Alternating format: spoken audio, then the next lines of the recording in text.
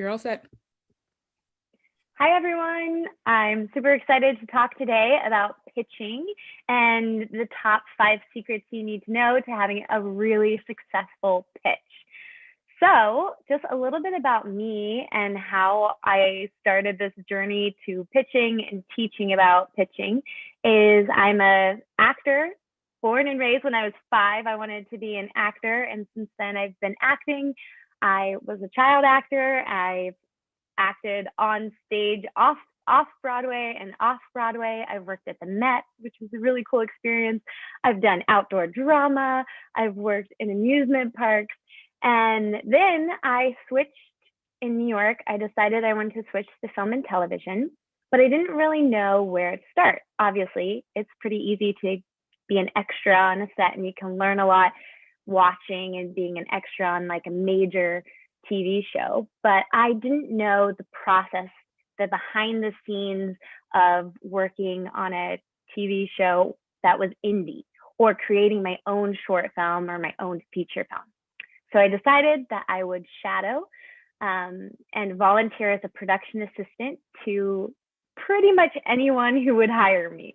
So in 1 year, I ended up working on 5 projects. I started out as a production assistant, and within that first project, I wanted to be the best person on set and the person that people would always want to work with. So I was on top of it, coffee gopher.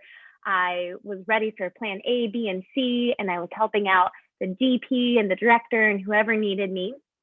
And I got promoted to assistant director on that project. From there, I ended up working on a bunch of other indie projects. I worked on 5 indie projects in 1 year and did every job ranging from assistant casting director to casting director to producer to executive producer to assistant director, and the list goes on and on. So from that experience, I had the confidence to create my own project. I wrote, directed, and starred in Lucid.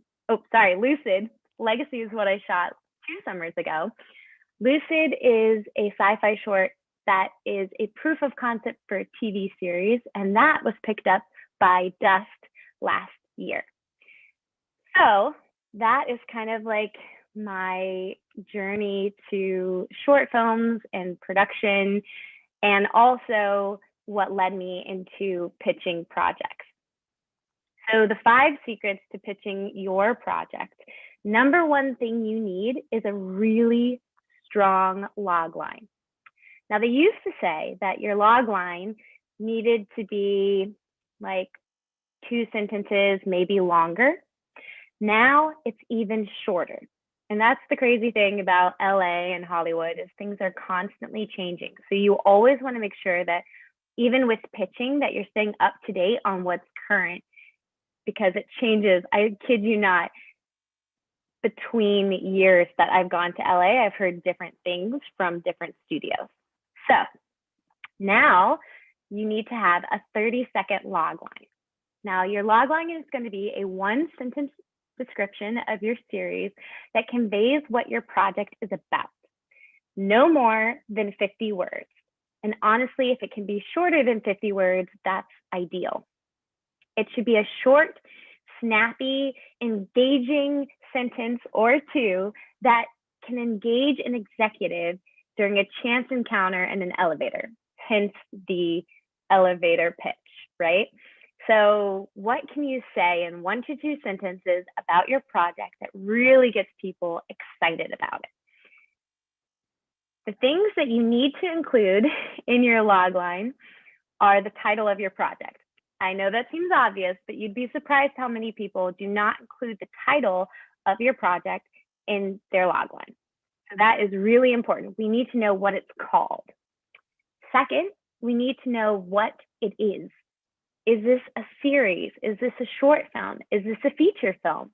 Is it a documentary?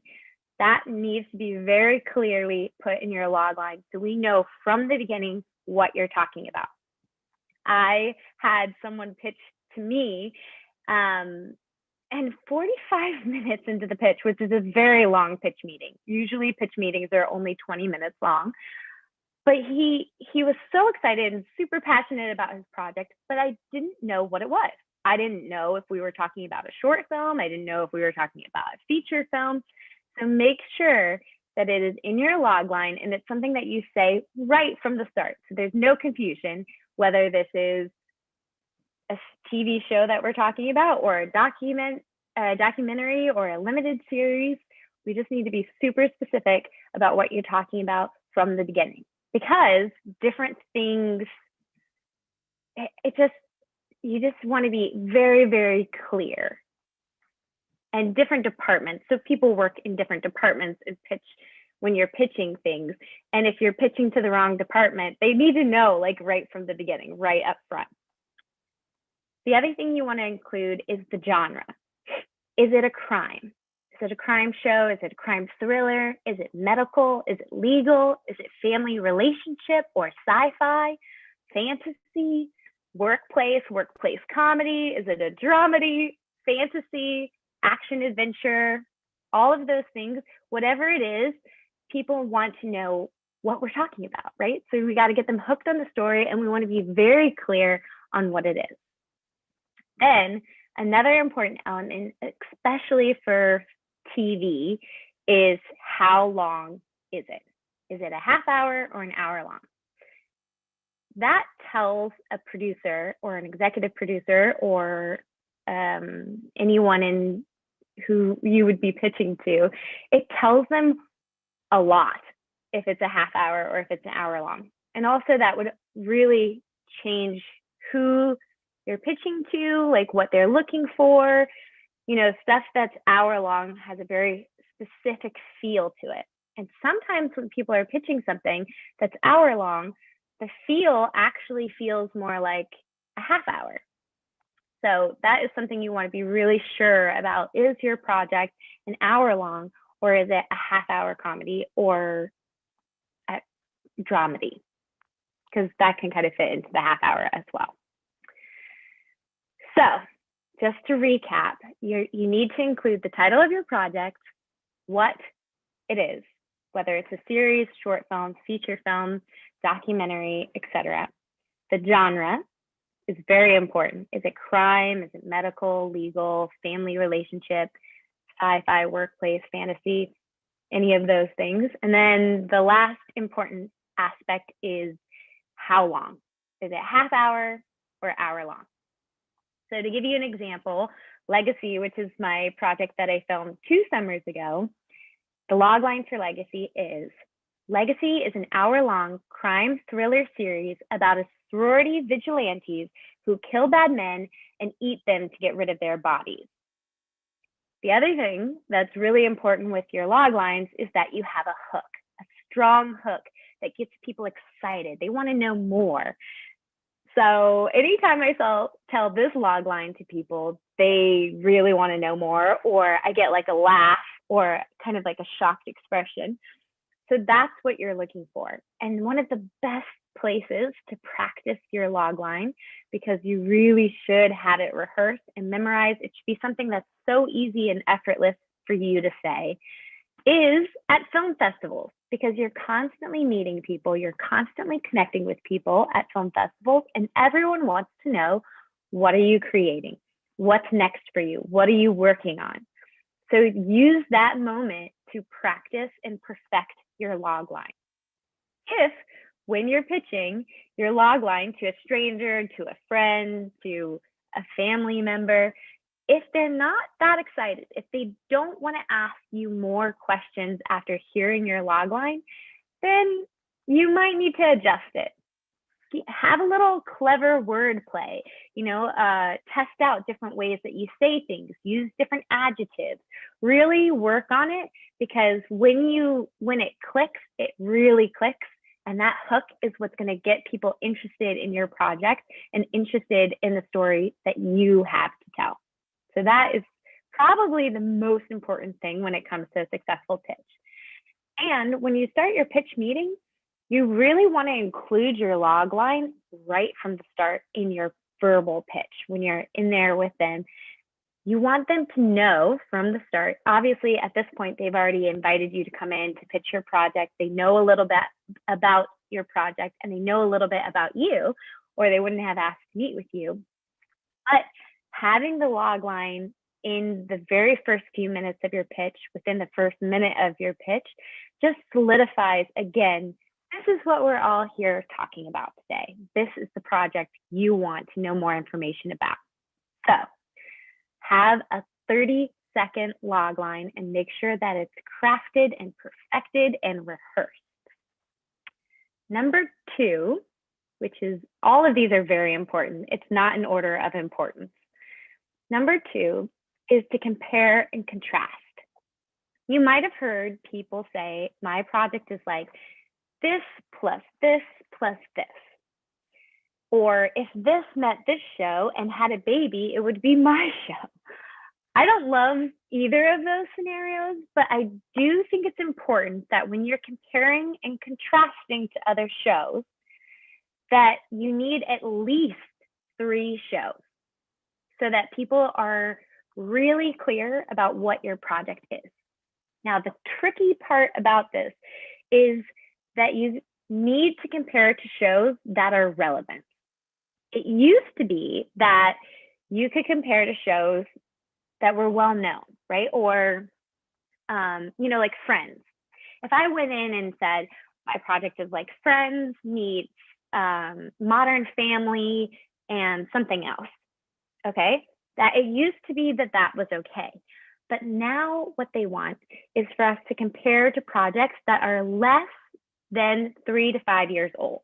And some people say only 3 years old, which really limits things in a way. It limits things in a way because you have to do more research. You need to know what is currently trending on TV. You need to know what's on multiple different platforms, and you need to be watching TV pretty actively, which is a great thing. Same thing for films, comparing to films that were made in the past 3 years. This helps you look like an expert, which is what you really want to be in a pitch meeting. You want to be the expert of the topic that you're pitching. So say I was pitching a vampire feature film, and I need to watch and be current with all the vampire lore and all vampire feature films, successful or unsuccessful, within the past 3 years. I need to be an expert. I need to look like a professional who knows the ins and outs of vampire lore, and I know where I fit into the market. That's what you want. And that's why comparing and contrasting to current shows, is so important to have a successful pitch meeting, because you are current. That's like a huge selling point to executives and producers, is that you are actively watching what people are currently interested in consuming. That's a very, very important selling point. You need to be the expert on the genre that you're pitching or the subject matter you're pitching, okay? Especially if you're pitching a documentary or a documentary series or a feature film, you need to be the expert, or at least look like the expert, which is, if you know what the current documentaries are within the subjects that you are pitching, you will come off as an expert, right? So that's really important. We want to use our comparing and contrast to paint a clear picture of what our project is, story-wise and tone-wise. Sometimes people will pitch a project and they'll list 3 shows, but they don't exactly go together. And I'm not getting the picture of what you're trying to create. So that's why it's important to really do your research and find things that match not only in tone, but in subject matter as well. This is just a very simple example, but if you were doing something like Dexter, say we're pitching Dexter, but then all of your comparisons are comedies, that doesn't exactly make sense. I don't know what you're talking about. I don't know. My initial thought will be that you're trying to pitch a serial killer comedy, and that wouldn't be right? So we really need to be very specific and clear about our comparisons and even the contrast too. Another really good reason that it's important to do this research is because if a network executive says, well, your show sounds really similar to this show that's already out in the world, you have already done your research and you're prepared, because you're the expert on this subject matter and this genre, to say, actually, my show is not exactly like that show. It does have similar elements, and that show is successful because it's A, B, and C, and my show will be equally successful because I'm including these elements to my project. Does that make sense? You just turn it around and make yourself, again, look like the expert within whatever you're pitching. So just to wrap that up one more time, number 2 is to compare and contrast with at least 3 shows. Be the expert. You need to be the expert, and you need to know what is current. I can't remember who gave me this advice, but when I went into one of my first pitch meetings, someone said, make sure to make a list of what you're currently watching or what you're currently interested in watching, because they will ask you. And I watch a lot of TV, but I'm so glad that I wrote my list down before I went into the meeting, because when I got in the meeting, there's lots of stuff going on. You're talking about all different sorts of things. And sometimes someone asks you, what are you watching? And you can suddenly forget every show that you've been watching or that you're excited about. And that is a real test question, because what they want to know is, what are you consuming, and are you watching stuff that's current?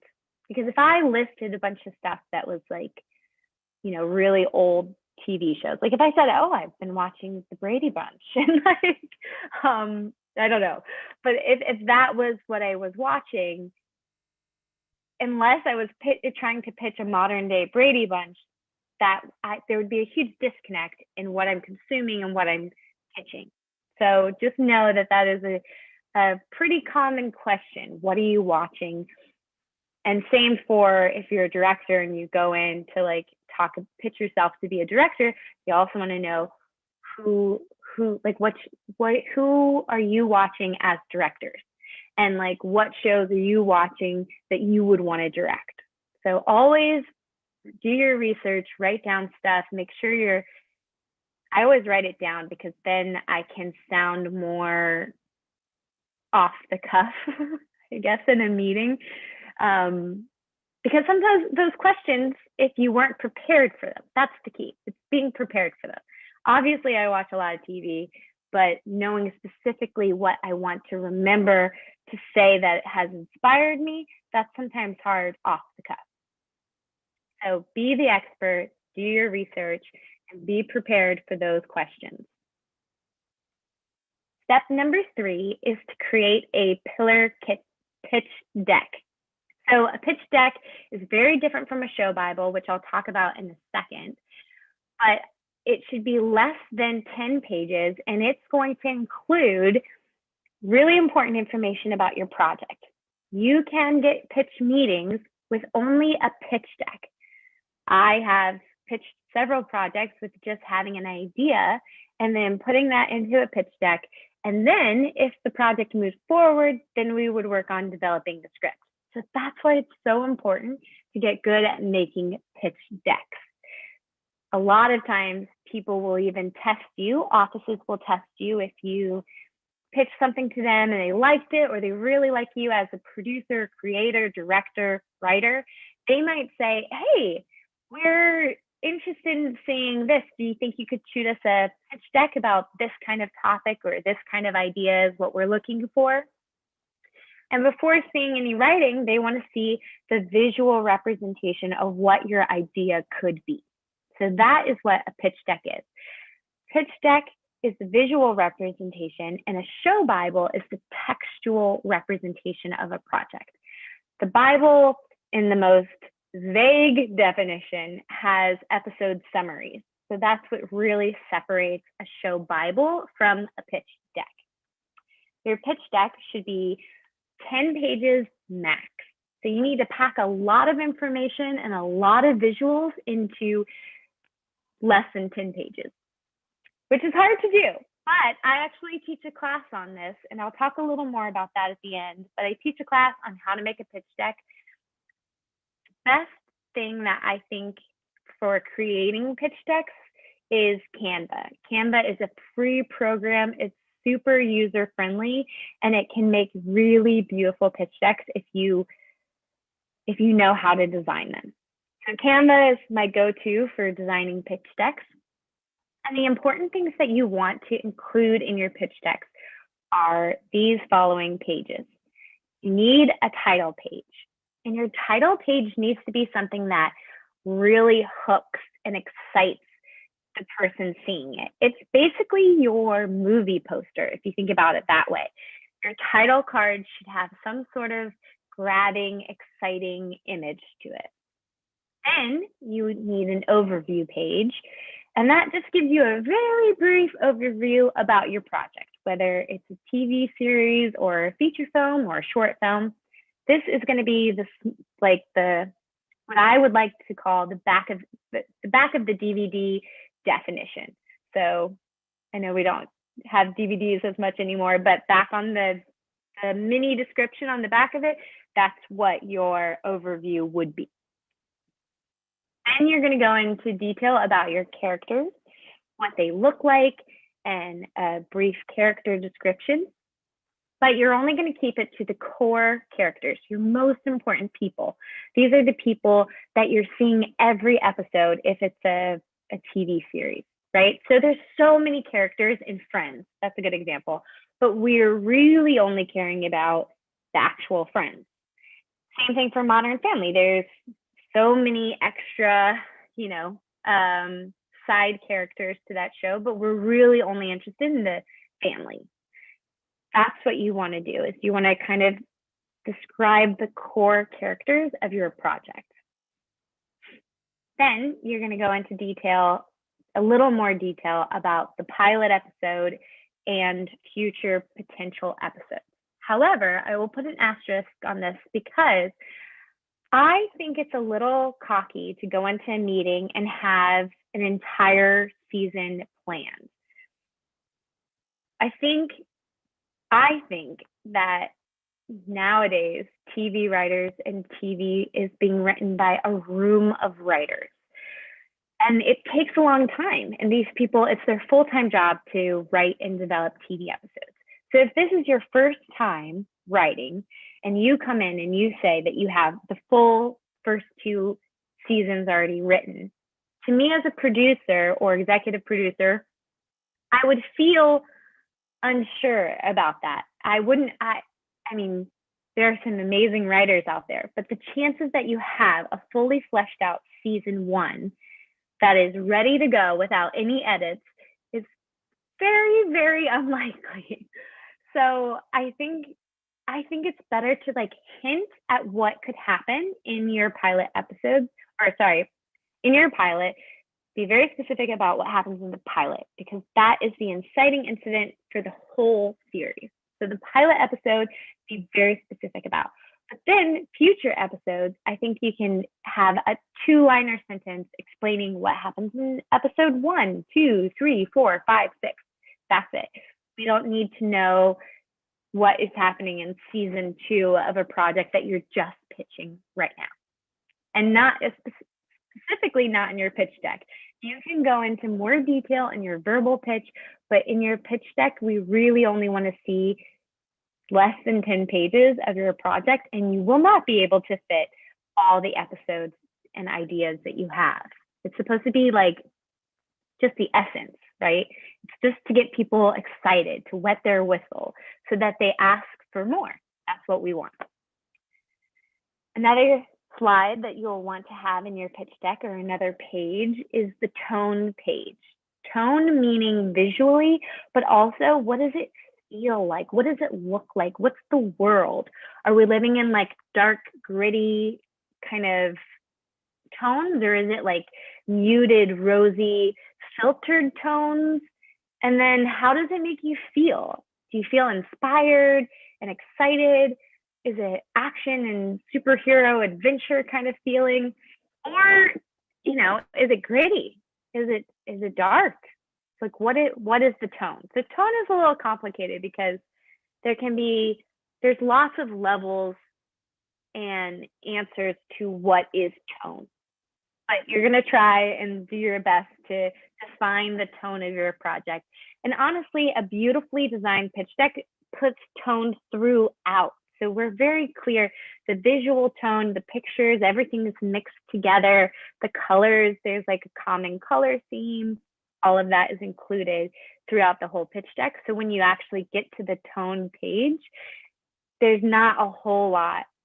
I mean, people should already have a strong idea about what your tone is, and you only have to explain a little more to what you've already shown visually. A really important thing to include now is the director or creator statement. Why this project? Why now? And why you? That is so important. And especially with everything that's happened in 2020, I think we need to be conscious of the content we're creating. And people really want to know why the story needs to be told and why you need to be the person to tell it. A huge aspect of pitching is actually pitching yourself and trying to show that you are the person who's the expert to tell this story. You are the person that they can invest $1 million or multiple $1 million into, and that your reason for why you want to tell this story is strong enough and connects with other people.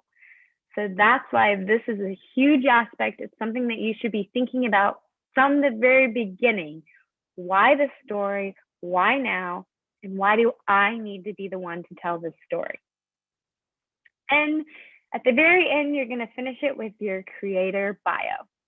Please make sure that your contact information is included in your creator bio. That is such an obvious thing, but I feel like so many people forget to include their contact information on that last slide, which is where people can contact you if they love it, if they love your pitch, if they want to call you in for a meeting. Please include your contact information so they know exactly how to reach you and they can call you in for that offer. What we're all hoping for, right? I actually teach a class on how to pitch your project and how to create a pitch deck. We go into all the details of everything you need to know, and we really work on designing it together as a class. And my class is a 6-week course where we design the pitch deck and we work on your verbal pitch. And then you get to pitch to a panel of industry professionals who will give feedback on your verbal pitch and your pitch deck. My next class is Tuesday, May 4th, and there's a special discount for anyone who is a part of this incredible festival. And I just think having the feedback from industry professional really makes a difference, because you can see where in your pitch you're kind of where it's weak, or I like to say where your strong and stronger side is. So wherever your strong side is, or the strong parts in your pitch that could be strengthened to be really killer, that is what you need. And you can only get that from feedback and experience in pitching. So I think it's really important to have that feedback from people in the industry to say, hey, I don't really understand your character. I don't really understand your plot. I feel like your story should start at a different point. Or I don't know why you should be the person telling this story. That's an interesting one. Or what if the location? Sometimes location can be a thing where, maybe there's a better location, or it doesn't need to be in that location. Or I want more specifics about the world of this project. Where does it take place? What's the time period? What's happening in the world around it? And that is valuable information that you can then use to really slay your next pitch, right? Or pitch perfect. So number 4 is protect your work. I believe that people are good at their core. And with that said, I go into meetings believing that people are not going to steal my work. I'm slightly woo-woo in the sense of I believe that if you put out there that you think people are going to steal your work and you keep putting that out into the universe, that the chances of that happening are higher. So I don't put that out into the universe. I don't think people are going to steal my work. It's actually really hard to steal someone's work nowadays. But that being said, you really do need to protect yourself and your stories, especially if you're putting your heart and soul into these stories. It takes effort, it takes energy, it takes time and money to create. It really does. So protect your work. The number one thing you can do to protect your work before you go into meetings is to go to copyright.gov and copyright it. It's so important. It's so easy to do. It's $55 if I'm correct. And if the site is intimidating, they actually have someone who will walk you through the process of copywriting your project. Now you can even copyright your pitch deck. However, I wouldn't copyright a pitch deck. I would copyright a pitch deck and a script together. And that's really easy to do. You make the script a PDF and then you put your you copy and paste your pitch deck presentation at the end. So it's included script and pitch deck. That I think is the best way to do it. Copyright your materials before you take a pitch meeting. That is so important because then you own it, you own the rights, it's been registered, you're safe, right? That doesn't mean that you can't go to court. Unfortunately, or fortunately, I don't know, in America, anyone can sue you for any reason, and it may not be a legitimate one, but someone could sue you for copyright infringement. And if your project was not copywritten, you would have a difficult time in court because what you would need to prove is that you came up with the idea before the other person or the other person came up with it before you did. So having that copyright is very, very important. But also know that if someone accuses you of copyright infringement, that they would have, plagiarizing is the layman's term, they would have to go word by word through the script and make sure that it was word for word copying. So stories can be very similar to each other, but they're not an example of copyright infringement, okay?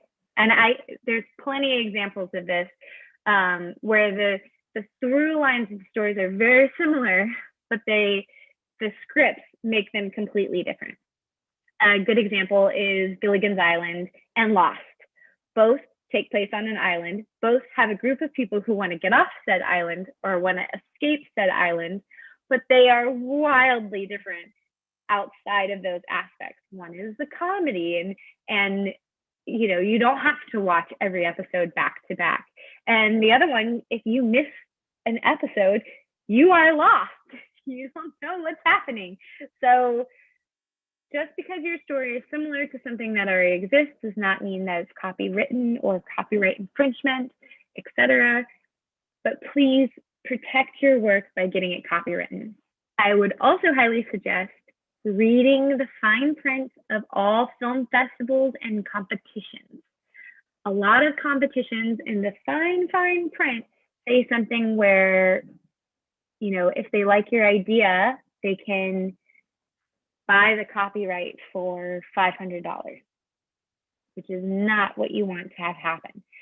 And if your project is already copywritten, then that would be something that you would have to discuss with a lawyer present. But protecting your work and protecting your project, this is the best and the legal way to do it. So copyright.gov, take your scripts there, and you'll be fine.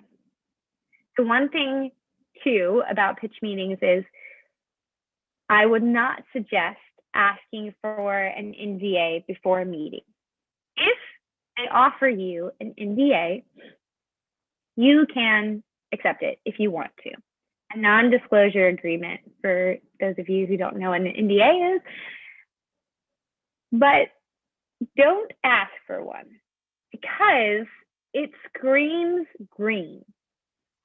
Some entertainment offices say that if a writer or creator comes in asking for an NDA and they don't have a lot of experience under their belt, they won't even take a meeting with them because that the non-disclosure agreement doesn't really protect you as much as I think people think it might. It just means that whatever's talked about in the meeting isn't disclosed to other parties outside of the meeting. It just screams kind of green, and it also slightly has an air of arrogance to it, thinking that your project, like people want to steal my project, it's the most amazing project that's out there, you need to sign an NDA before I'll even tell you anything about it. Yeah, that just don't do that. Trust in your copyright. That's the way to go. Feel confident in that. Talk about your project.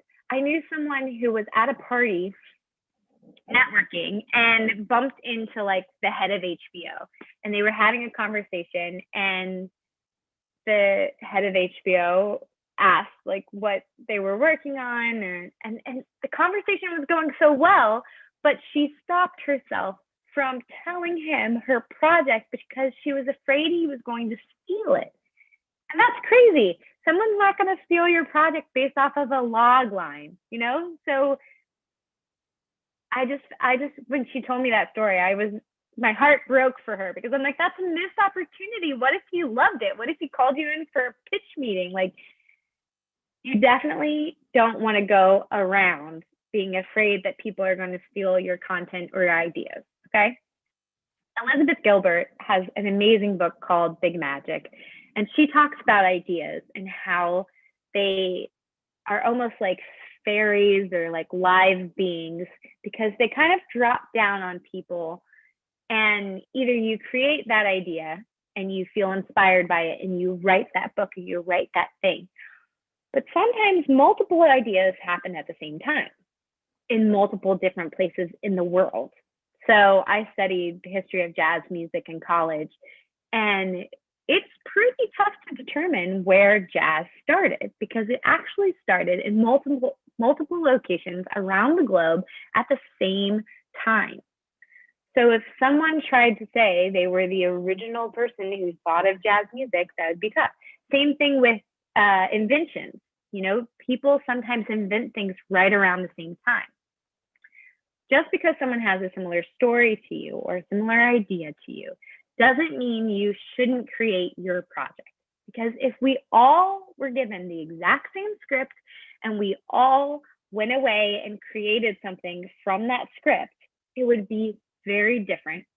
All of us would do something unique and special and creatively diverse from each other.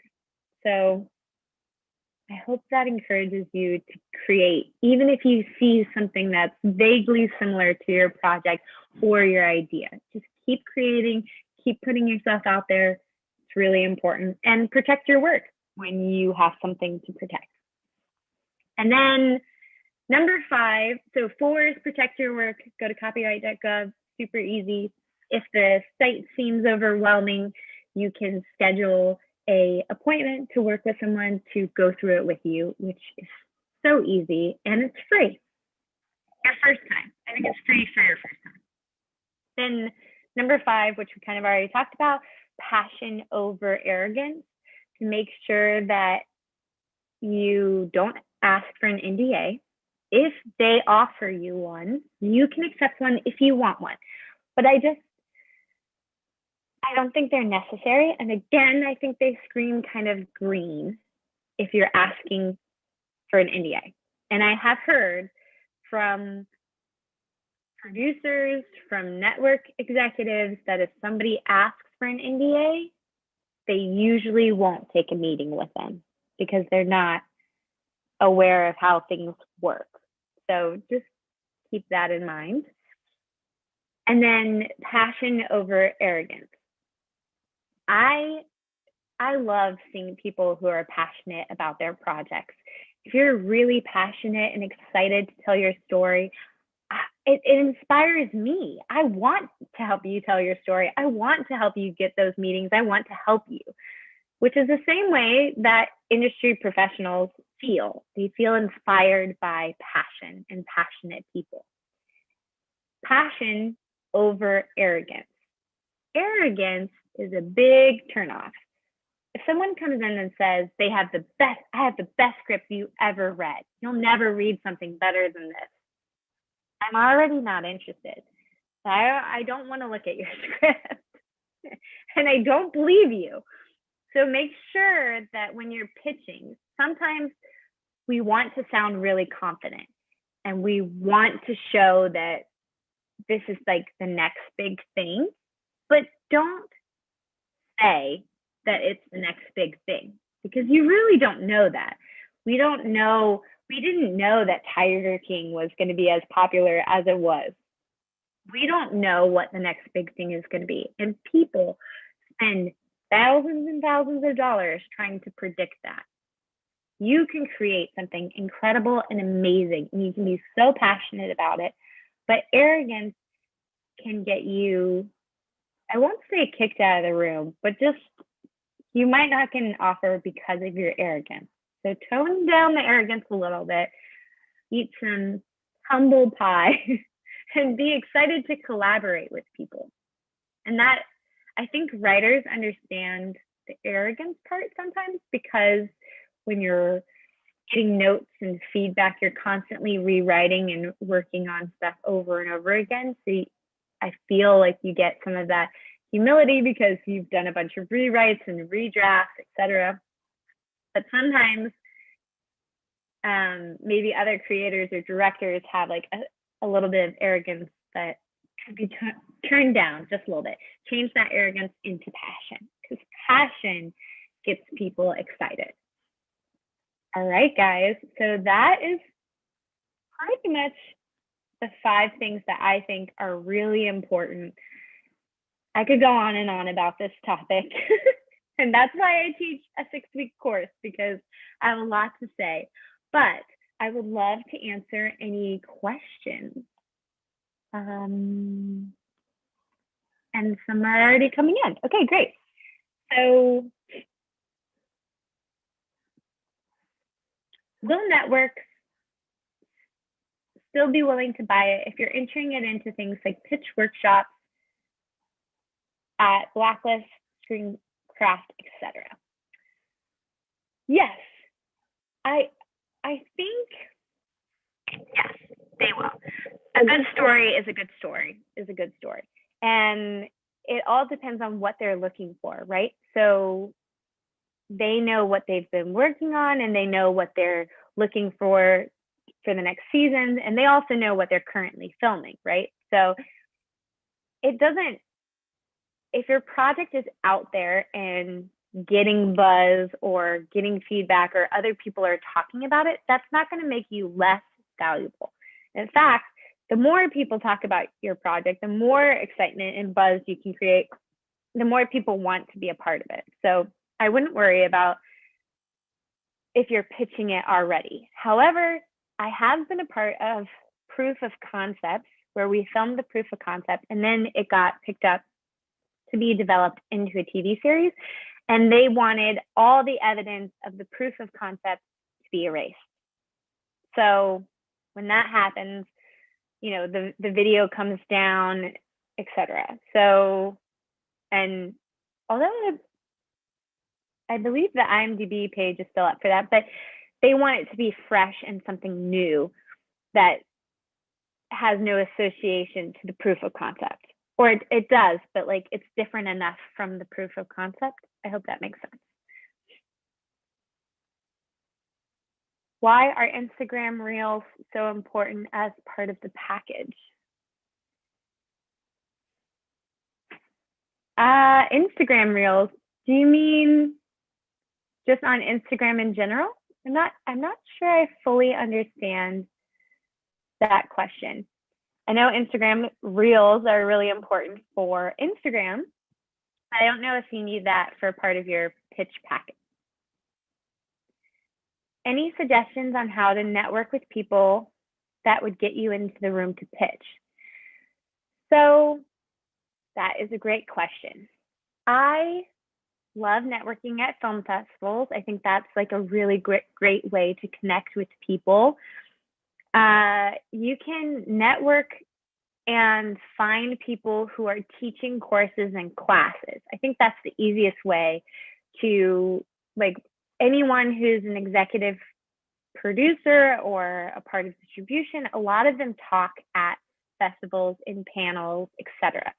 So if you attend the panel and then ask a question, or you could send a follow-up email from your panel and say, hey, I attended your panel. I really connected with you and what you had to say. I would love to talk to you and get a general meeting.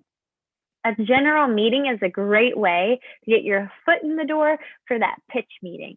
And for me, I personally take my general meeting as an opportunity to pitch my project in a more subtle way. But I talk about what I'm working on. I throw in my log lines, my little elevator pitch. That way, they get excited about what I talk about in the general meeting and want to call me back for a pitch meeting specifically for whatever project they were really excited about. So that's what I would say for how to get in the room to pitch. I also know that, I mean, having a manager is really helpful because a manager can get you into the room to pitch. Some offices will only schedule an appointment with you through your manager. However, I got a bunch of pitch meetings last time I was in LA, and I do not have a manager. I did not have a manager at the time. So all those meetings I got myself, just from emailing and reaching out to people and finding people that would connect to the type of stories I was telling. And here's another question that says, did you pitch your first script?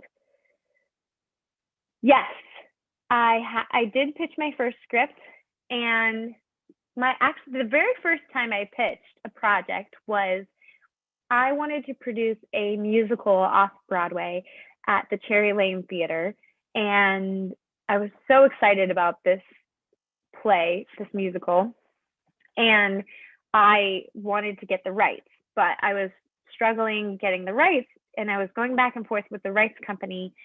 And finally I said, can I just talk to the author? I want to have coffee with him. I'm in New York. I know he's in New York. I just want to get coffee. So he agreed to meet with me.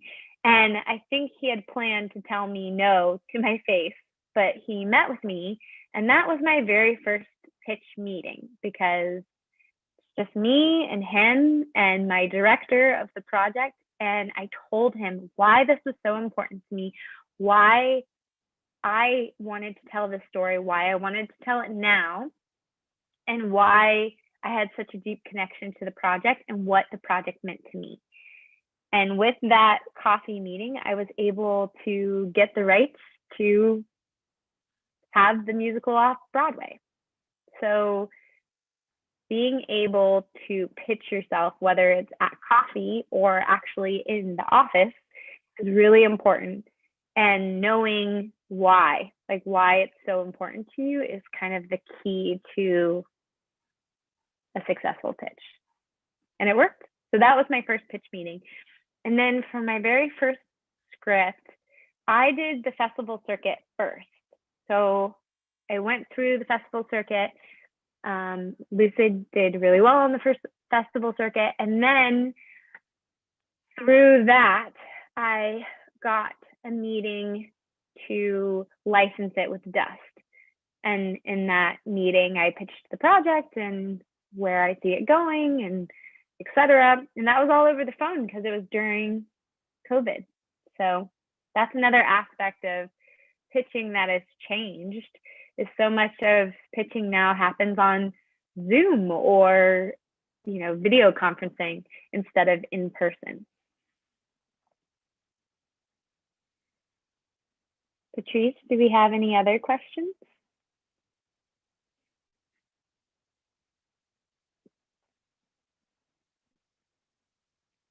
I think one of the questions I get a lot is how to fake confidence. So there's a lot of tips and tricks that you can learn on how to fake confidence for a meeting. But some of the things are so simple. And I think the key with a pitch is to be rehearsed. You rehearse it, you rehearse it, you rehearse it. Basically, you memorize it like a monologue. I usually write mine down and then I memorize it. And then I try to say it in a way with an air of unrehearsed. So I memorize it and I throw it away and then feel spontaneous and in the moment. But what helps is that your language and all the things you want to talk about, you've already your brain is already prepared and has sectioned things off. And even though you're casual about it, you have practiced it to the point that you know what's important and you sound confident. Confidence often is because someone is prepared. So being prepared can help you if you're someone who doesn't feel very confident public speaking. I wish there were more public speaking events or classes in high school and in college, because public speaking is such an asset when it comes to pitching. So practicing public speaking, practice in front of your friends, ask them if they understand the story. Was there any part of your pitch that was missing? Take classes, do events where you can pitch. That is the best resource, I think. How do you follow up? This is a great question. So after you've had a pitch meeting, I would follow up with the pitch deck. So one of the key things that you don't want to do, and again, we aren't meeting in person right now to do pitches, but the one thing you absolutely do not want to do is hand someone your pitch materials at the beginning of a meeting, because the first thing that someone does the second they're handed something is to open it, and they start leafing through while you're talking. So you really want to reserve handouts or takeaways or anything physical until the end of the meeting. I would suggest, it's like the icing on the cake. Sometimes I send my pitch deck to get the meeting, so they already have the materials, and then with a follow-up email, I would just say, if you have any questions, please let me know. I'd love to discuss further with you. And then again, include your pitch deck so that they know how to contact you. And if there are any questions that you missed in your verbal pitch, that's what your pitch deck is for, to answer those unanswered questions. So the two together are what save you, right? If you forget to put something in your pitch deck, but you cover it in your verbal pitch, you're fine. And if you forget to say something in your verbal pitch, but it's in your pitch deck, you're fine. That's a kind of safety for you.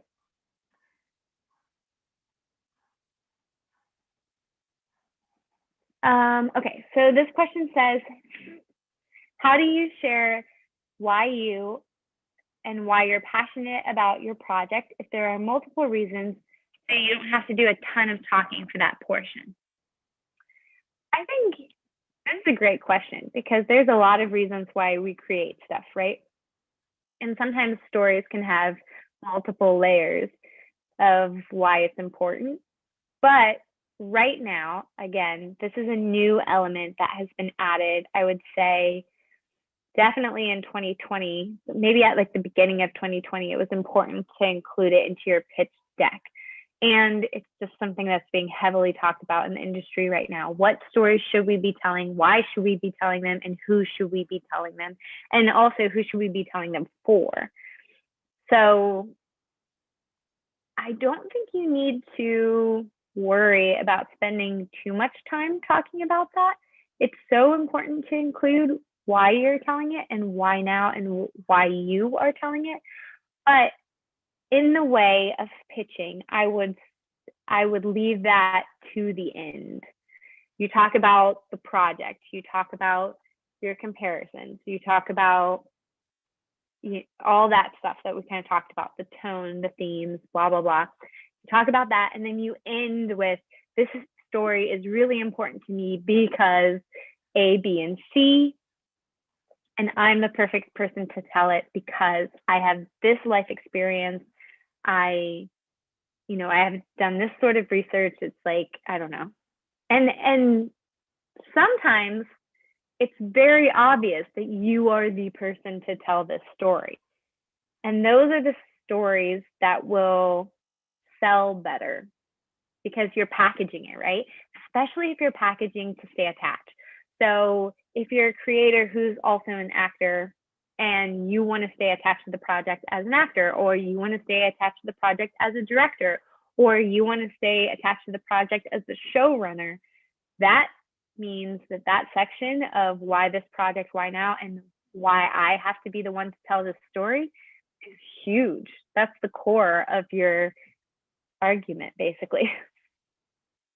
So don't skip on that section.